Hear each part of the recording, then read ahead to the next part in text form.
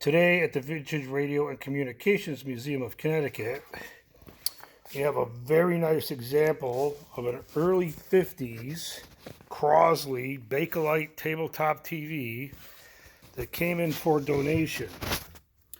This set is complete right down to the cord.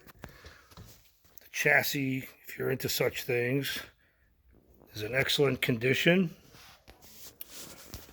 The CRT is a little on the low side, but it'll do. We can get a picture on this for sure. And it was donated by Mr. Pingree. I hope I said that right. And it looks like Robert was the original owner of this set. So we want to thank you very much, Robert. And what we are going to do with this is we're going to restore it. We're going to get it running and get it out front for people to see it. Thank you.